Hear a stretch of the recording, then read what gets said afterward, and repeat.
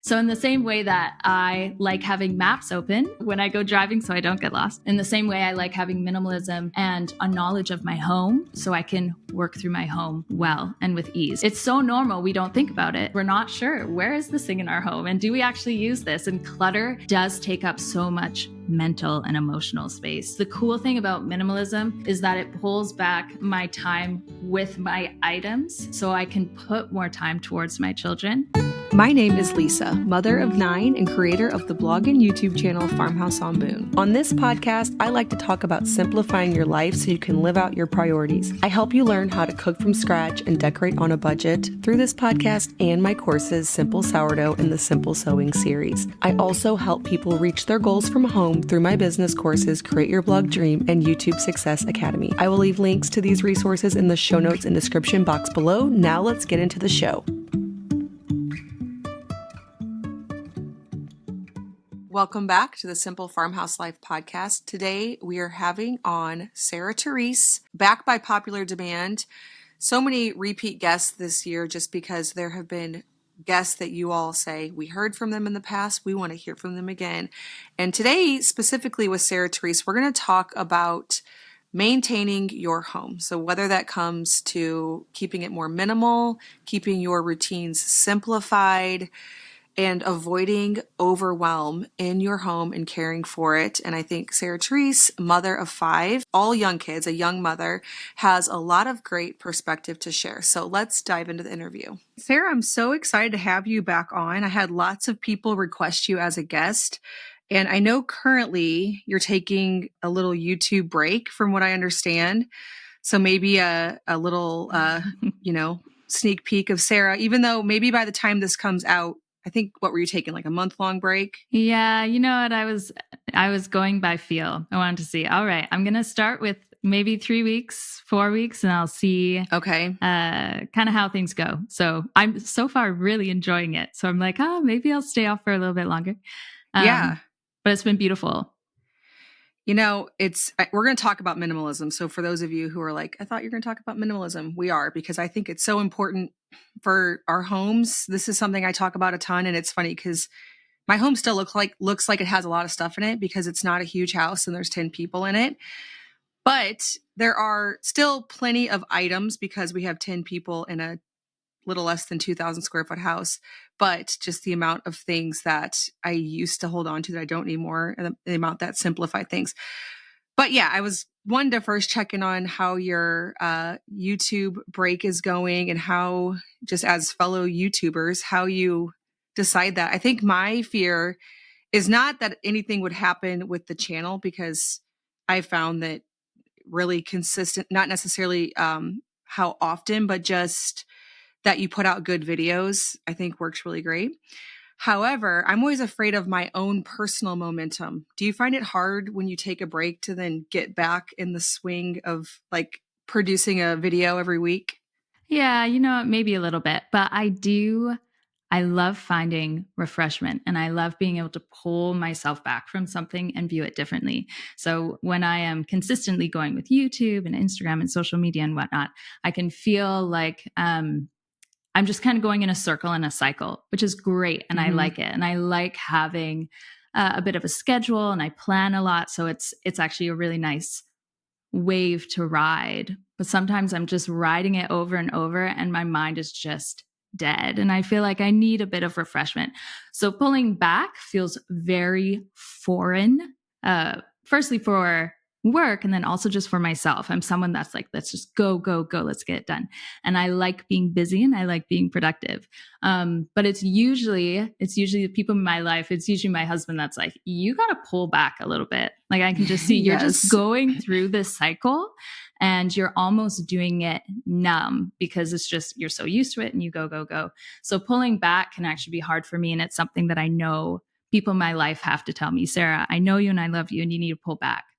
So anytime I take a break, it's never of my own accord. It's usually people saying, you got to do this, which is great. Like I love my village. I don't know if I already had like anybody say anything like that to me. So yeah, I guess I've been on YouTube for 8 years and I've never once taken a break. And I think that's, it's never, once I've gotten into the momentum of it and the just, there's kind of like a daily rhythm that has to happen so that every week a video comes out, it's not hard to fit in, but I do know what you're talking about. There's seasons of feeling inspired and feeling really excited about the videos. And then there's seasons where it's just like, I'll put something out because that's what, this is what I'm doing. Yes. I have to just, I have to dig down deep and just see like what is left.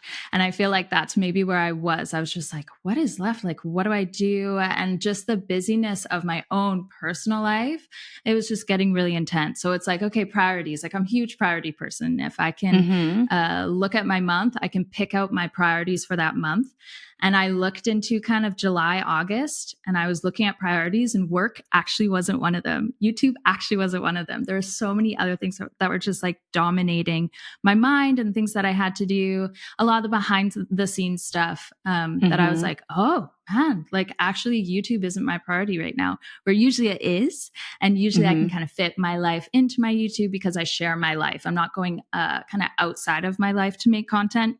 My life is my content. Yeah. Very similar to you, right? Yeah. Yeah. Which is lovely. And I love it. But I was just looking forward. I was like, oh, I don't see work as a priority, which was great. And I was like, oh man, I'm so thankful for that. But at the same time, it takes a while for you to remove a sticker off a board, right? So I feel like I've just been kind of peeling, and then some of it gets left over and you have a residue. And I'm like, oh, it is hard for me to pull back from it. But once I'm in it, and it usually takes a couple weeks for me to turn off that work switch in my brain. Once I'm off of all of that, and then I'm just in a sort of sabbatical, oh man, I love it. And it's great. But I am itching to come back already. Yeah. I know there's some people that do like January, because you have those few weeks after Christmas where you're trying to get everything sorted out in your home. And it looks like, if you're a viewer who hasn't done a YouTube channel, it's almost like, I think sometimes by the comments I get, people imagine there's like a cameraman following you, and like there's not any effort on your part of setting it up and editing. And it's significantly more work to film yourself doing something than it is just to do it, to the point where when I'm just caring for my home, I'm like, this was hard before, I guess. But it's almost easy compared to also then, trying to position the camera. And then another question I get nonstop from people is when you're filming things and there aren't children in the shot, they think they're not there. And so sometimes I pull the camera back about just all the way across the room, and I'm like, they were here the whole time.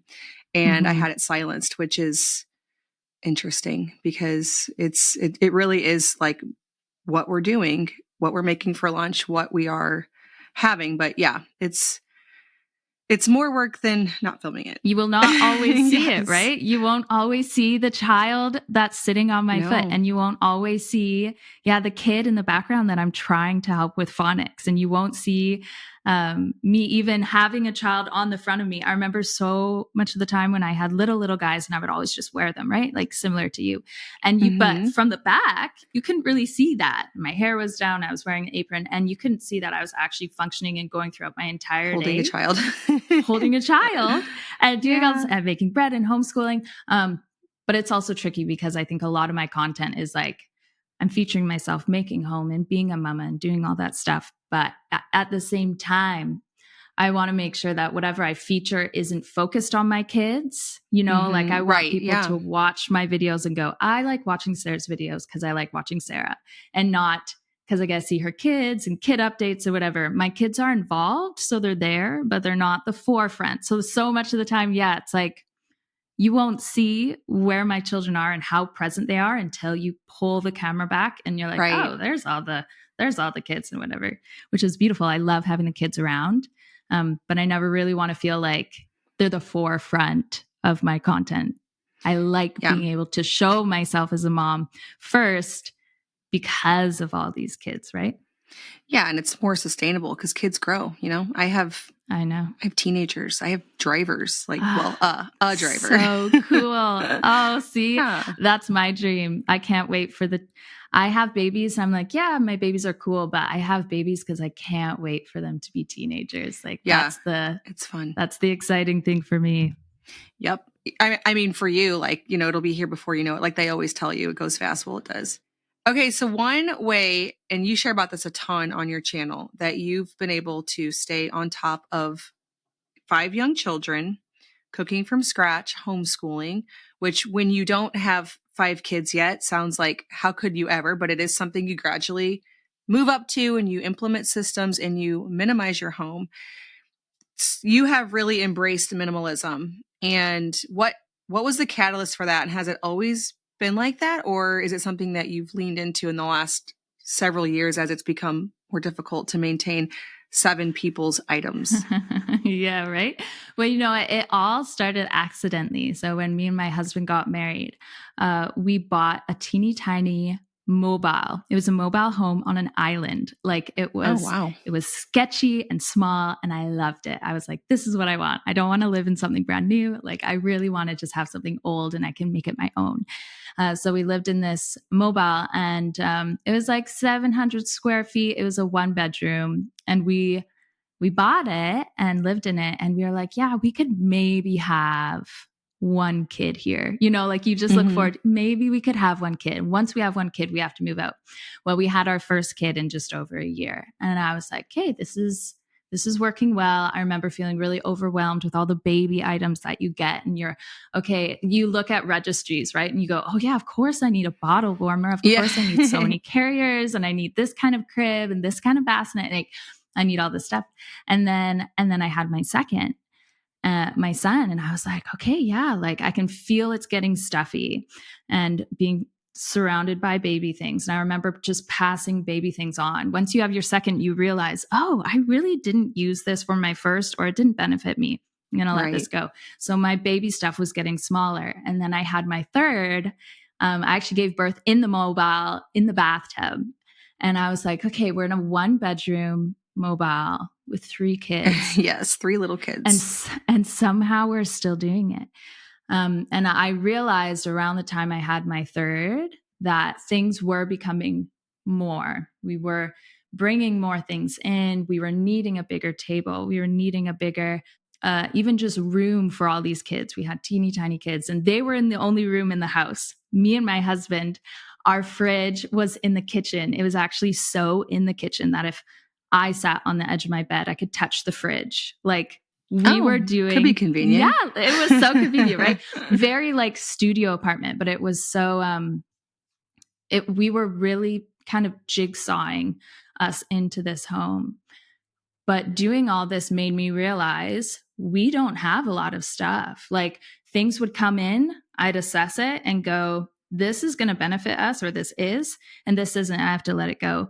But once you get 5 people in 700 square foot, 1 bedroom home, you can't just live willy-nilly and stocking up. You really have to think through everything that you have and realize like, okay, does this benefit me? Does this not benefit me? And I realized just by having that experience, we're in that mobile 4.5, 5 years, just going through that experience made me realize having less stuff makes the mothering doable. Like I never felt held back or overwhelmed in my mothering because of my items. I could keep a clean home. I could get my laundry done. I knew where all the baby clothes were and everything was organized. I felt like I could actually thrive in this small space because I just didn't have a lot of stuff. Like it was really, really wonderful. So then when we moved from that small mobile to here, which this home is 1,800 square feet, 3 bedrooms, I was like, what the heck? And we dispersed our items through the home and we didn't have a lot. And I was like, I like this though. Like we realized the necessities from the mobile, took it here and realized we still didn't have that desire to fill up the space. It's the idea of I want my space to work for me and not against me. So it all like that whole minimalism mindset really started with kind of being forced into it in the mobile. Right. Yeah. Really loving it and cherishing it, bringing it here and wanting to continue in that because I just saw how many ways it benefited me and served me. Was there a time when you were tempted to fill up the 1,800 square foot home, or you saw right away, this is why this is easier? Sometimes it takes the other way for you to realize, oh, that's why that was easier? I definitely have had my ups and downs. And I think, especially working with social media and content, you always have that, let's send you this. We'd love to fill this up for you. We'd love to do Mm-hmm. this for you. And you can get into that mindset of, yeah, if I had that, it'd be great. It would serve me like this. So I've definitely fallen into that. And then there's decluttering, and there's the ability to actually see where you went wrong, pick it up and give it to someone else who would actually benefit from it, than for it to just be in your home. But the way that I found what I was getting a lot of joy, but not feeling like I was filling up my space, was just using color in the home. If I was able to paint a wall half green, that felt like it filled up my home without me actually having to tend to it. You know what I mean? Yeah. Even across the space here, it's like a pink floral kind of mural over here. And it's wonderful because I look at it and it fills the home. It kind of drives that coziness, personality, I guess, because I think everyone is like, oh, minimalism. I hate minimalism. White walls, gray floors, so gross, right?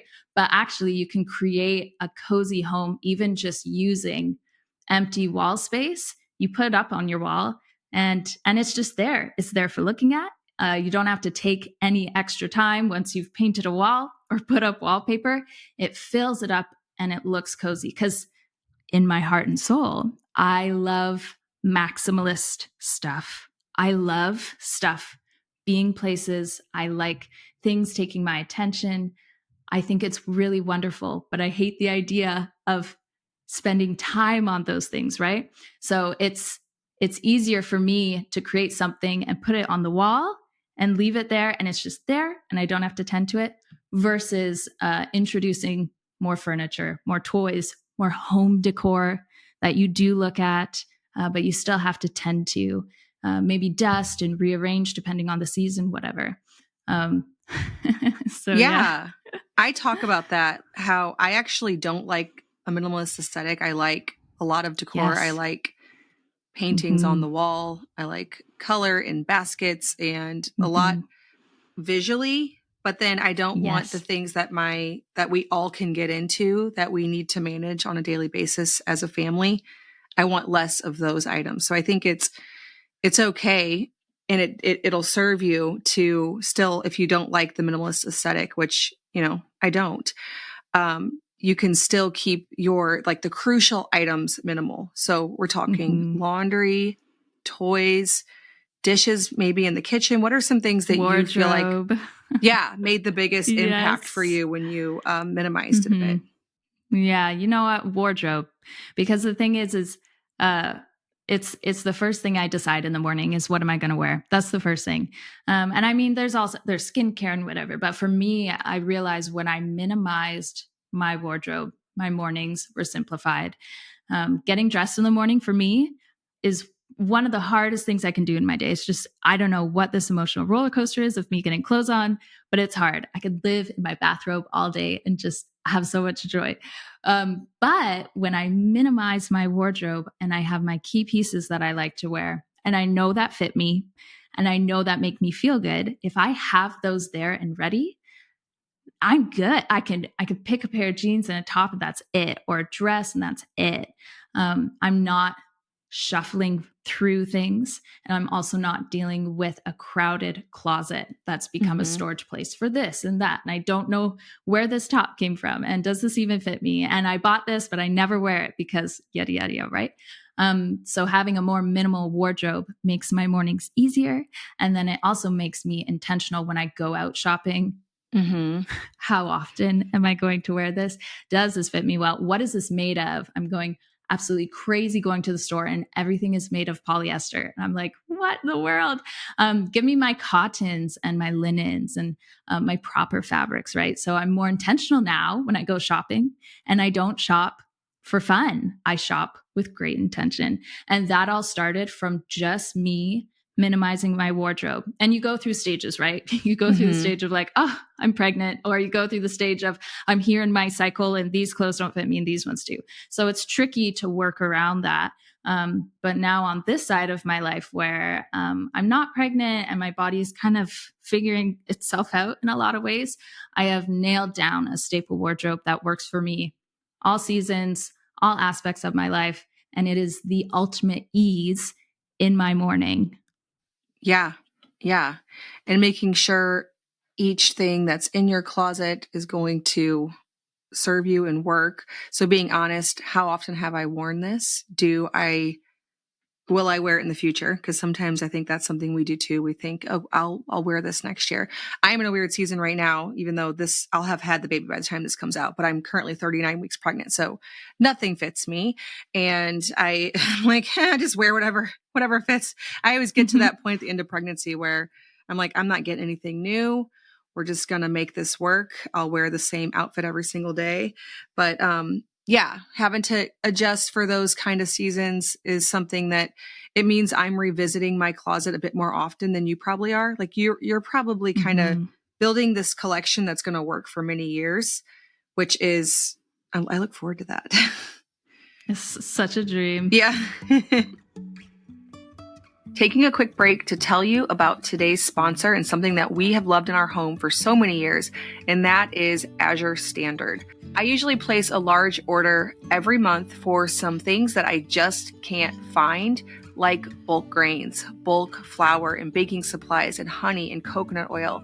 Usually I will get a gallon of coconut oil at a time or a gallon of honey, large amounts of grass-fed butter and grass-fed and raw cheese, organic frozen berries. They even have high-quality meat and pantry staples like canned goods and condiments and spices. They have all the things that maybe you have a hard time finding where you live, or even for a great price I can find there.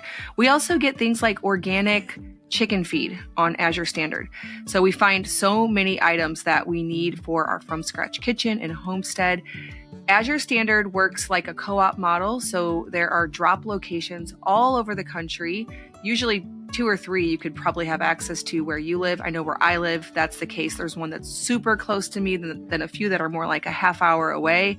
But you can sign up for a drop location near you, and there's likely people that are already in on getting an order every single month at the drop location that is near you. And if there isn't one, you can actually start your own if you find that there are things that you want, things like soft white wheat berries or einkorn berries that you want to use in baking this coming Thanksgiving and Christmas season.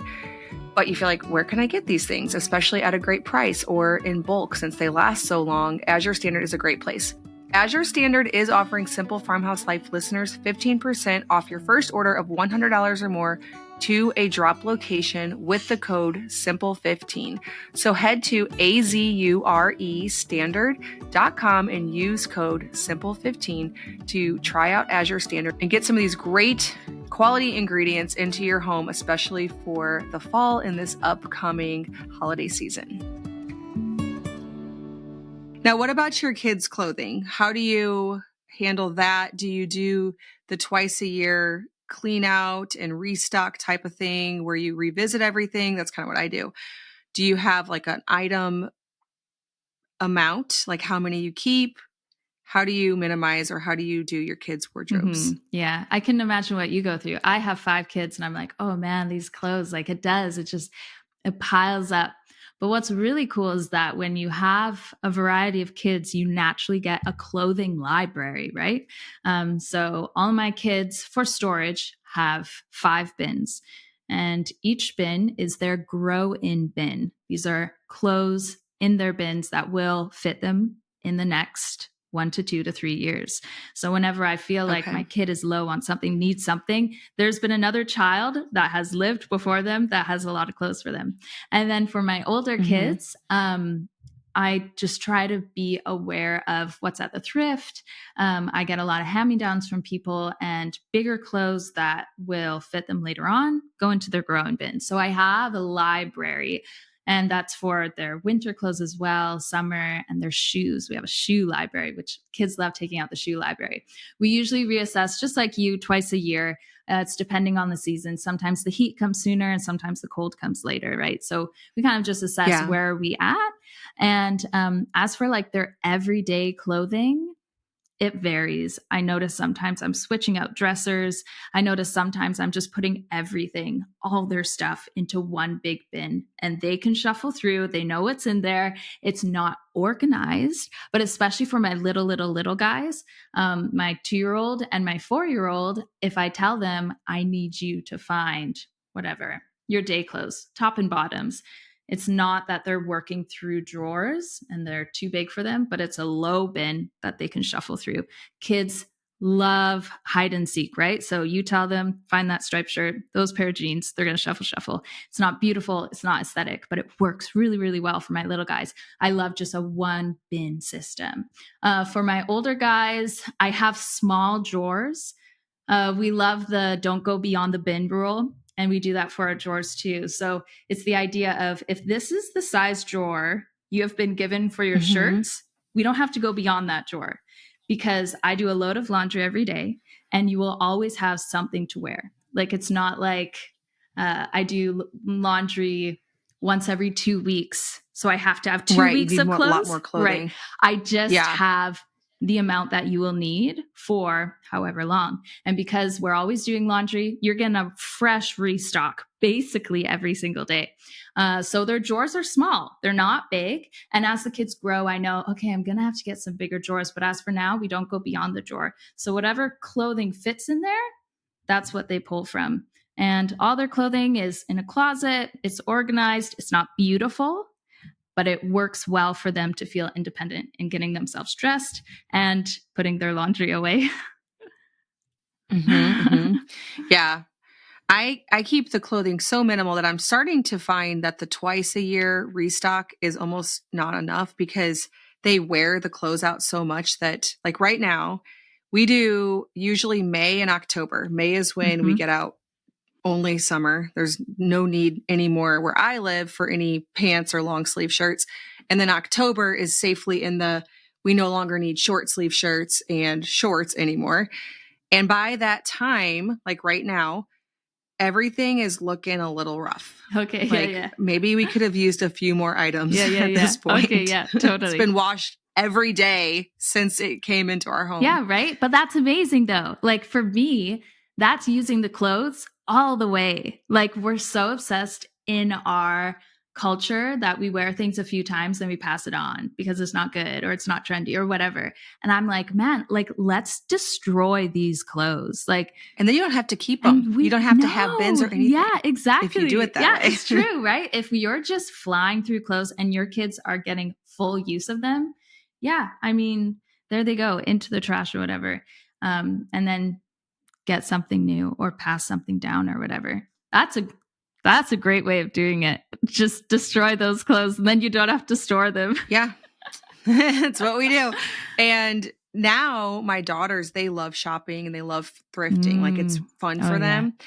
And I was talking to my daughter today and I was like, hey, how would you like to handle the October switch out? Like she thinks it sounds so fun to put together a capsule wardrobe for all of her brothers and like make it really cute and curated. I'm like, since we now have a license, how about you go out and go to all the thrift shops and put this all together? And she's like, you buy coffee that day and lunch and I'm in. I'm all like, great. Wow. What a dream.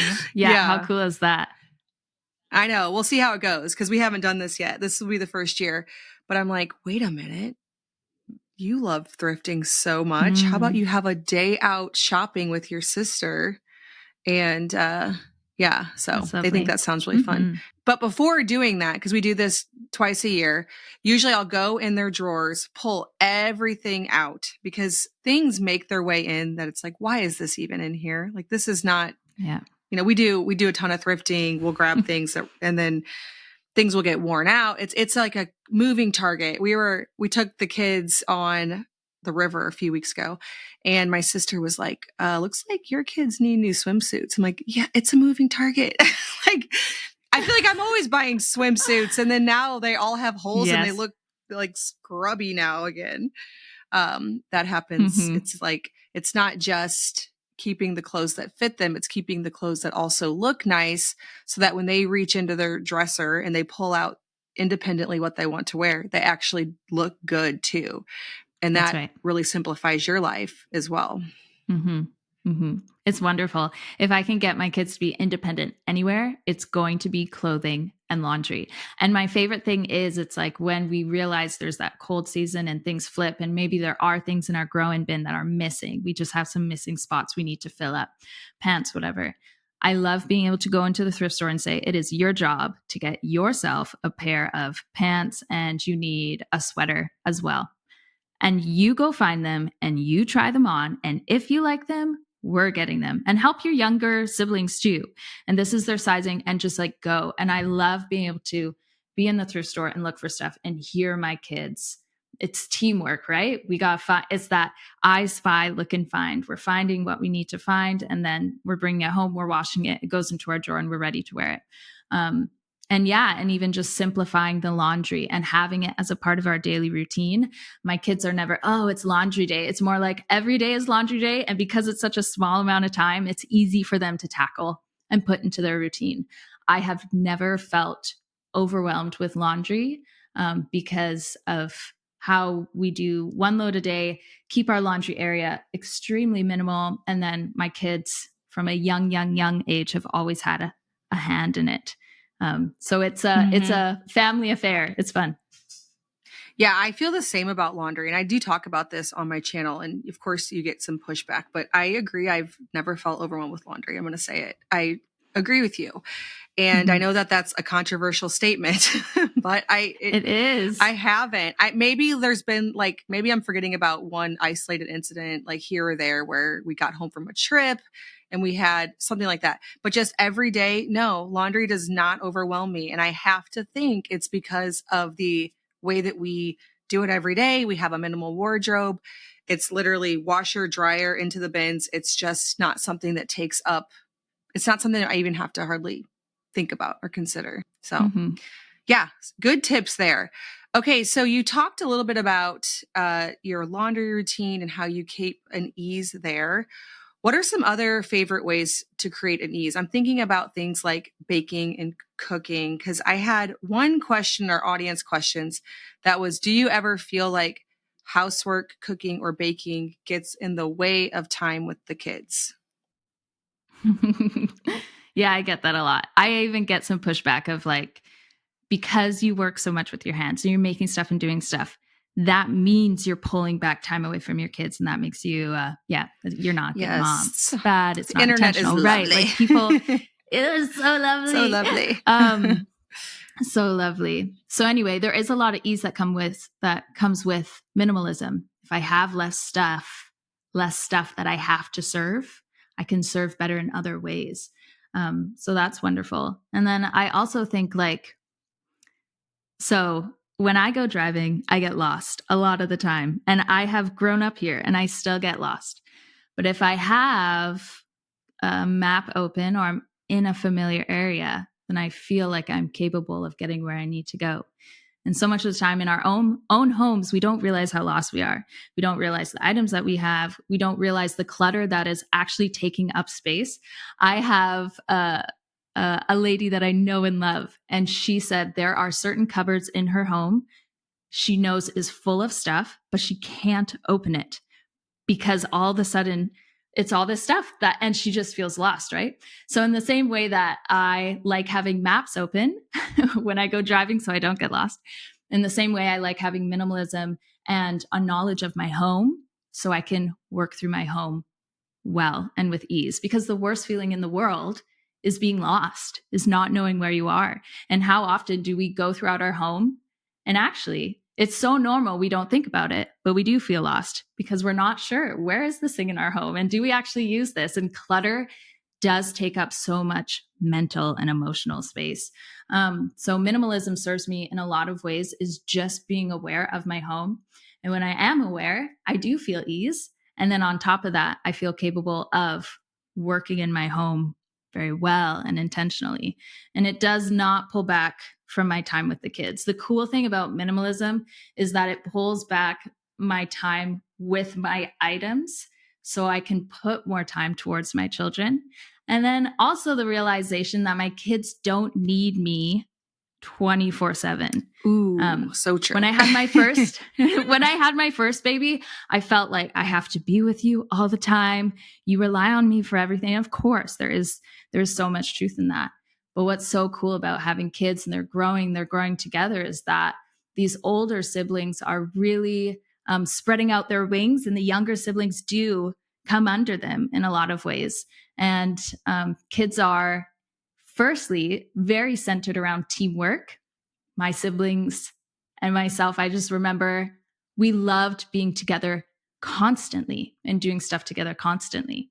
And I see that with my own kids, and they take care of each other and they do things together constantly. But I also see a lot of independence where they want to do things by themselves. They want to be alone. And I do like it.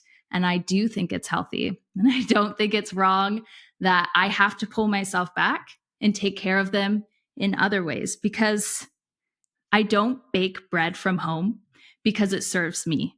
Does it? Sure. But my primary goal in making bread from home is because it serves my family. I love bread and I could live off bread, but I don't do it for the sake of myself. And then same with all my other home stuff. If I was a single lady, I probably wouldn't care about minimalism. I would have a ridiculously big, yeah, I wouldn't have to, right? I'd have a ridiculously big wardrobe. I wouldn't live as intentionally as I'm living now. And the reason I live the way I do is because of my kids, is because of my family. So I know there's so many sides to everything, right? But the things that I do, working with my hands and creating home and taking care of home, I do it for my kids. So yeah.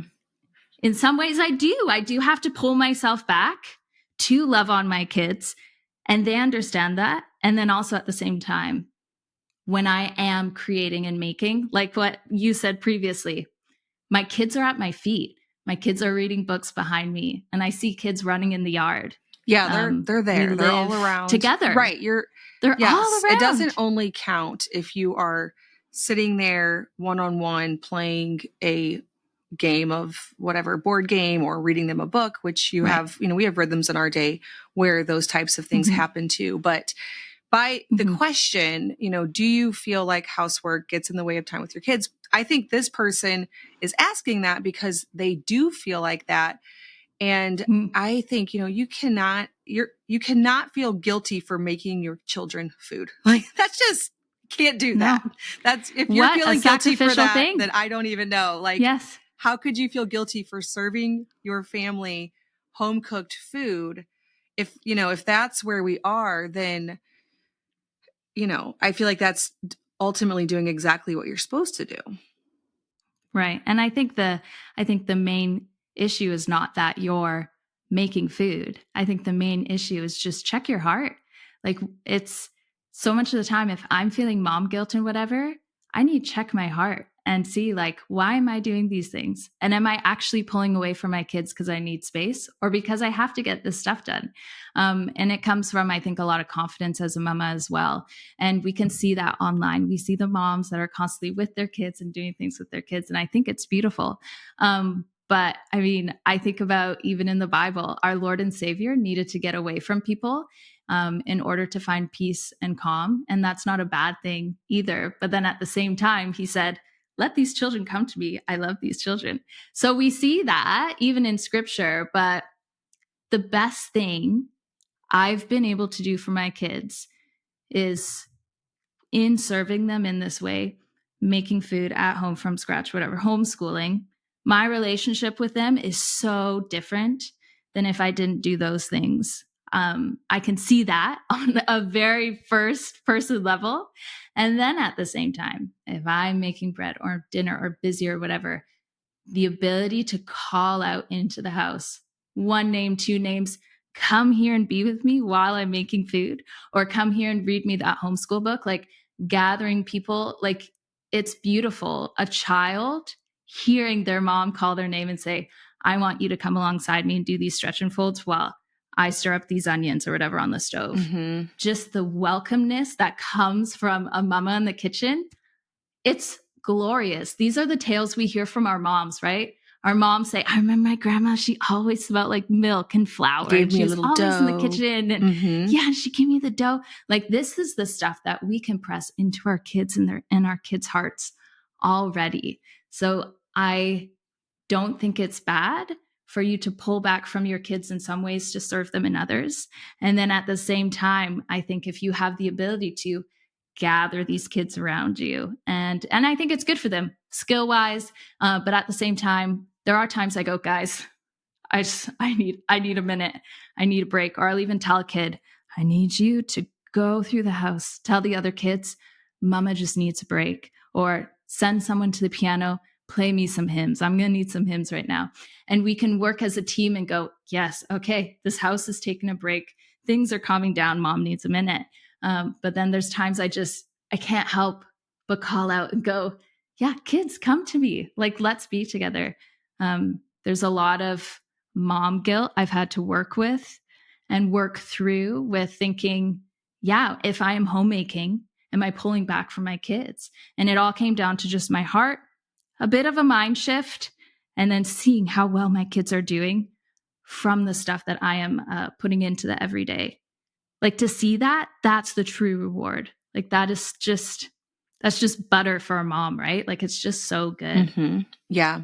One thing my little kids love to do is butter knives, cutting board, and then giving them something kind of soft to cut. They'll sit at the table while I'm working at the countertop, and they're really helping, right? So that's another thing. You said giving them dough, giving them a little bit to play with. That's something I rely on a lot. We have a table over in sort of the corner of our kitchen that's out of the way of where I'm cooking, and they love doing that. That's where they're sitting a lot of time. Yes. Like people don't see, like they're right over there with their little cutting boards and their butter knives and working on something hard. Totally. Yeah. Kids just want to be involved. Like if they can be involved, get them involved. And I do. Yeah. If I'm doing a salad, same thing. If I need cucumbers cut, my 2-year-old is cutting up cucumbers. Not pretty. They're not perfect. Nope. They're not pretty. And sometimes you're going to get a whole cucumber in there, right? Like in your salad. But the ability for a mama to go about her day and still reach out to her kids and include them even in the small things, that's something that presses on your kids' hearts and stays there for a long time. These are life skills. Mm-hmm. That's what we're giving these kids. Yes. Okay, one of the questions that somebody from the audience had was how to be a minimalist while also making everything from scratch, especially in the kitchen with all the tools and appliances. Mm-hmm. You know what is actually really wild is that, and it's still a secret, so I won't spill too much, but me and my husband are in the process of building a home. But while we're in the process of building this home, we are leaving this one and we're staying in an in-between space that I haven't talked about too much. I didn't realize you were doing that. That's what we're doing right now. Super fun. That is so cool. Okay. Because I've been off YouTube, right? All this stuff has been happening. While I've been off YouTube, I've been looking over into the next couple months and I see my priorities, and work wasn't one of them because this house building project became a big one. Oh, yes. And all the other stuff in between with moving and then homeschool starting and stuff. So our in-between that we'll be living at is very small. It's very small and it's on wheels. Okay. So I have been going through my kitchen the past couple weeks and going like, what are the tools? What are the things that I can't live without? This was me a year ago.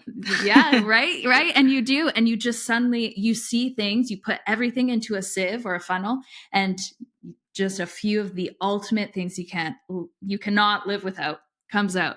So for me, that's my bread machine. My bread machine mixes, rises, ferments, does all my bread, whether it's a yeast or a sourdough or a discard. It also can bake my bread. So that's, that would be something really wonderful. So my bread machine has those functions, which is great, but it can also make jam and yogurt, and it makes it really well. So this is like a 3-in-1 whatever item. Wonderful. So my priority in my home is to make bread. I hate buying bread at the store. Haven't done it in years because it's so nasty. So that's a priority for me, making bread. So my bread machine, mwah, love it. And then beyond that, I would probably say, like, I love homemade butter. We have a dairy farm close to our house, and we get the sweetest, yummiest, freshest milk and cream. It's amazing. And I'll take that cream and I make butter, and I can do it in my Vitamix. It's the easiest way. It's the quickest way. I can make a regular butter. I can make a whipped butter, and then I get buttermilk from that. And then also I can make jams, sauces, purees, so many things in my Vitamix as well. And I was looking to the future and going, okay, my life on wheels, what are the items I have to take right away? Bread machine, Vitamix. These are the items I pull out every single day. These are the items that I cannot live without. If I had a KitchenAid stand mixer, it would probably replace my bread machine, but at the same time, it can't bake it. Right. Yeah. No, Whatever. you still have to do. So yeah. You would still have to, right? And you'd have to have bread pans as well. Exactly. So it's a little bit of an all-in-one. So what I realized is my main priorities in food can be properly addressed and made through just, I guess you would say, larger ticket items, because a Vitamix isn't cheap. A bread machine isn't cheap, but they've paid back for themselves the amount that I've used them. It's also giving me the ability to make things from scratch, and they're all I need. I'm not buying a ton of different stuff because you don't need it. If you have something that can blend and something that can mix, you're good. That's your bread, your butter, your sauces. That's everything, right? So I think just too much of the time we're on social media and we're walking through stores and everything just speaks to us. I could make butter if I had this. I could make bread if I had this. I could do all this stuff. But what we need to just really, put everything into a funnel, and whatever comes out, that's what we can use and work with. So that's what came out of my funnel. I was like, there's my bread machine and there's my Vitamix, and everything else can be done with a spoon and a whisk and a willing hand. So, but it can be tricky. A lot of people have told me, I would love to make butter from home, but I don't have like a butter churner and all this stuff. You could do that in the Vitamix. There's no way. And yeah, so any many of blender. my friends, any blender. Yeah. And so many of my friends are now making butter, not realizing that they could have done it this whole time, but they thought they needed something specific to that product. Mm-hmm. You just got to be creative and try things out. Right. Yeah. Yeah. And you don't also have to go all in on tools before you learn something. I think we tend to do that because it makes us feel like we've learned something if we buy all the like things. We're professionals. Yes. Yes. Yes. Because there's so many things I still don't have. Like even as a sourdough baker, I don't have all the things that you need because you truly, clearly don't need them. Yes. So yeah. And even my KitchenAid mixer, I still have it, and it's kind of sitting collecting dust over in the corner. And that's because I'm going to have a really large pantry at our new house. And so I'm like, well, it's not going to take up space that's needed for anything else.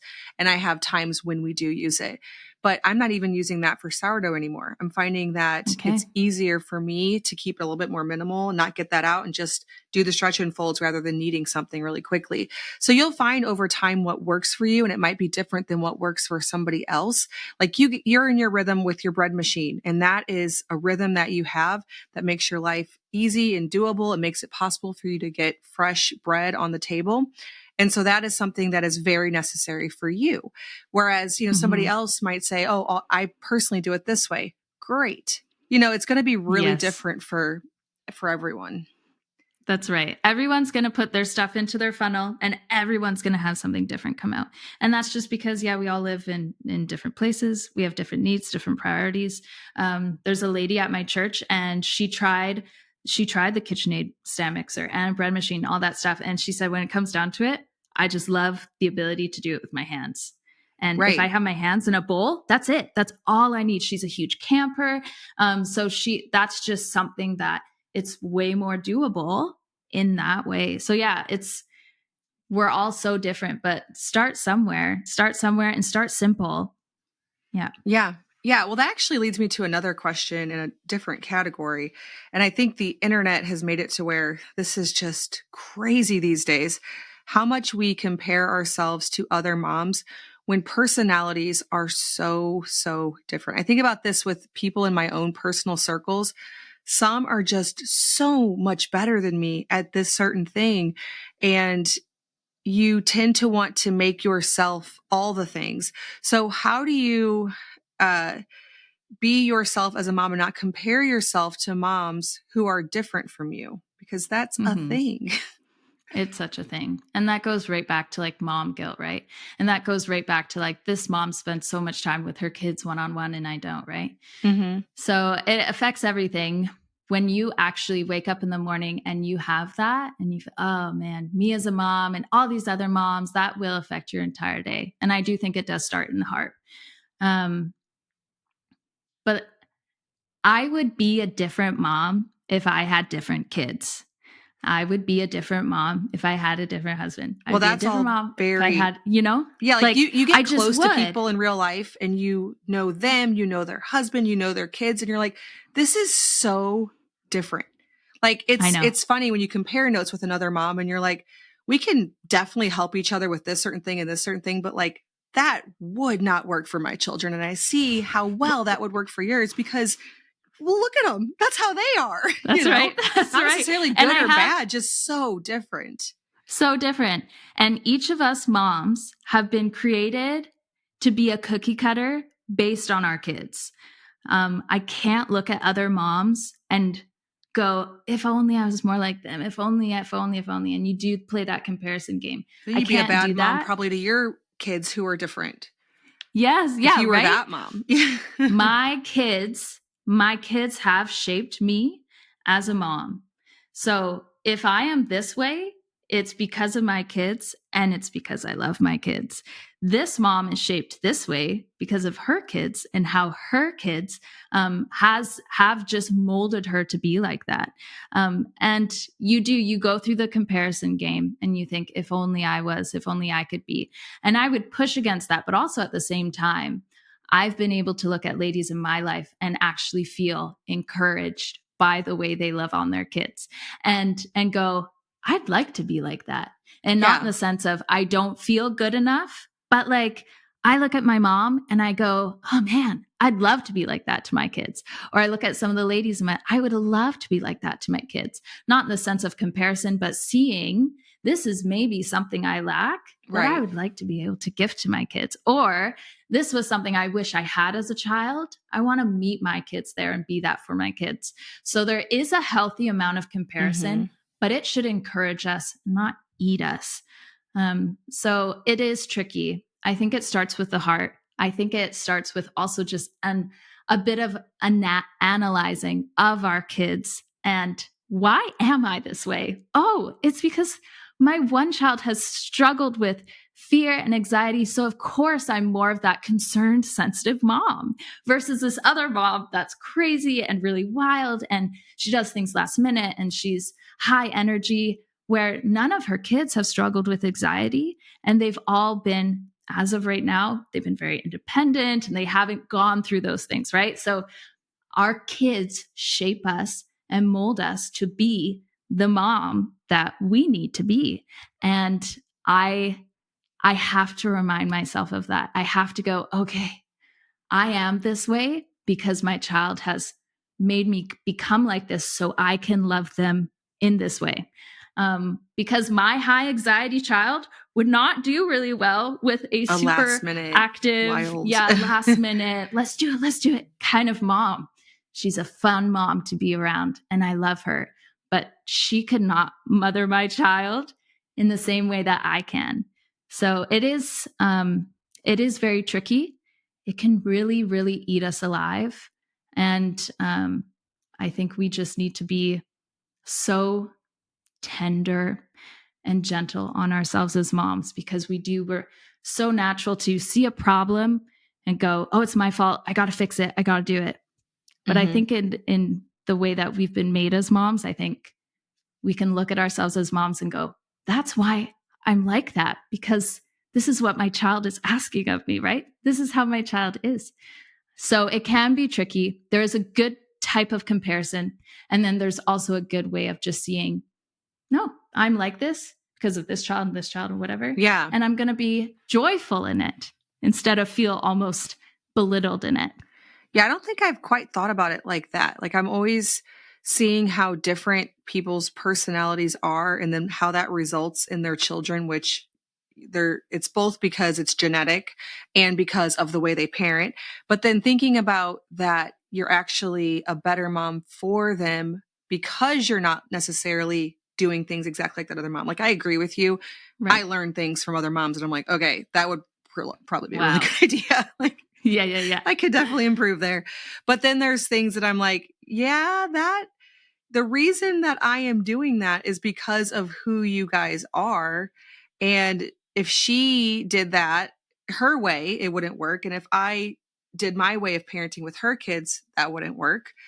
And yeah, that's an interesting perspective that you grow into motherhood too, like the more years that you've done it, and you become who you are as a mom because of your kids' personalities, because of who your husband is, because of just so many different things that we cannot even possibly, like, we can learn from each other, but we cannot constantly compare. Is there anything in your home or your life that you do get overwhelmed by? Like, you and I were talking about how laundry is not really our issue. That's not something that is something that feels like a tension point. I feel like I got that one. Like, we got that. And then also baking. Like, I don't find sourdough overwhelming. I know people say it. I truly don't. I'm saying that in complete sincerity. I've never once Yeah. felt overwhelmed by once a week or so feeding a starter. It just isn't. But what are some areas, and I think you're the same, because I know that once you really learn how a rhythm flows with something like baking bread, it's not complicated. Is there anywhere that you do tend to get overwhelmed that you have to watch? Okay, if I let too many of these things happen, then all of a sudden we're spiraling out of control. uh, nope. Never. Nope. Okay, end of Like, podcast. isn't that crazy? But like, I start off my week with a very ready heart for what is to come. And it's not very often I've felt like an area in my life is taking over, or really I'm really struggling with it, or like within the home, right? I've Mm-hmm. looked at my home, and it is in a lot of ways my job to create a somewhat paradise for my family to come into and go, there's no place like home. And so if I see a problem in the home, I tackle it. I have to. And I'm one of those people that, like, I can't go to sleep until it's done. For me, the worst project I can personally do is painting, because I hate that there's multiple steps to it. I just want to get it done right You away. want to, I'm finish such a, it, not wait such a for it to dry go-getter. and Yeah. recoat. I'm just going to go over it again. Right. I'm going to sleep better. It's going to be great. But I am someone, I assess a situation, and I'm a huge problem solver. Some people have called me the commander. Sarah's the commander, because I see something and I want to jump on it, fix it, and I know how to fix it. So I can't say there's areas in my life where I feel like that. And if I have had those areas, I'm quick to fix it or find a solution, because I do think as a mom and as a wife, I'm really in charge of this home. I'm in charge of the vibes of this home and just the way the home feels. And a lot of moms don't think they have that. A lot of moms will actually feel like, oh, I don't feel like I have control over my home and things are just falling apart. And I just want to remind moms, actually, that is your job in so many ways. We mamas can actually take the home and make it what we want it to be. And I think that starts with us emotionally and in our hearts, and that spread. So one of the reasons I love color in the home is because it is really uplifting. It's fun. It's exciting. The kids really like it. We live in the West Coast, or on the West Coast of Canada. We get a lot of dark weather and a lot of rain, and it can be just really gloomy. So if I can create a home that's colorful and bright and cozy and uplifting, I'm serving my kids, even just emotionally and mentally. So if I see a problem in the home, I know my role and my job. I know what I'm capable of, and I'm going to tackle it. So that's within the home. But I would say a couple years ago, I felt really overwhelmed with work because I was editing all my own videos while there was other stuff happening, and like outside of work. And it was just, I was like, there's a lot of stuff going on. And Kieran with his work, lots of stuff. And I just remember praying and being like, what am I to do? Like, it's not like, Lord, it's not very often I feel like this. Like, it's not very often I feel so out of control, like within my own home. And then a lady messaged me and she said, you should not be editing your own YouTube videos. I'm going to do that for you.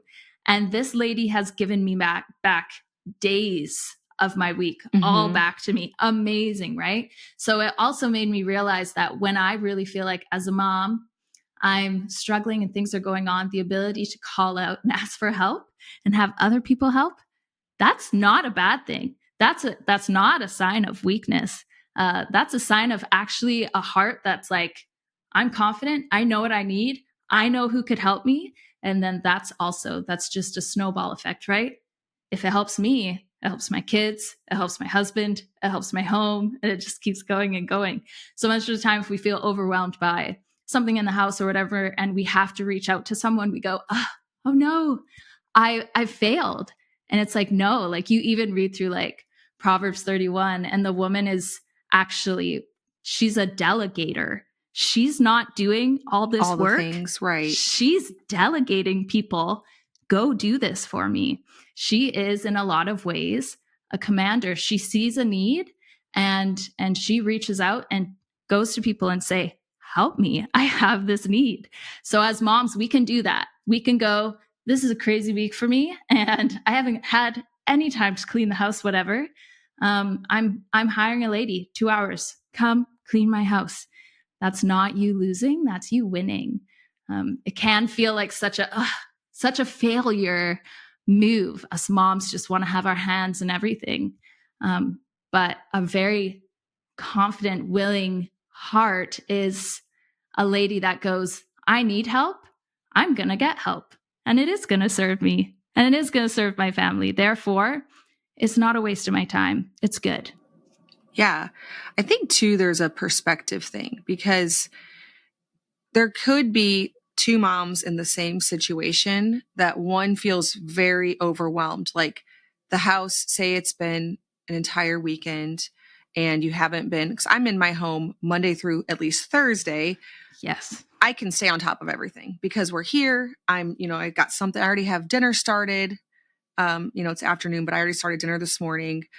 I already did my little laundry routine for the day. I mean, I'll get another load going tonight and get it in the dryer, and then tomorrow I'll sort it.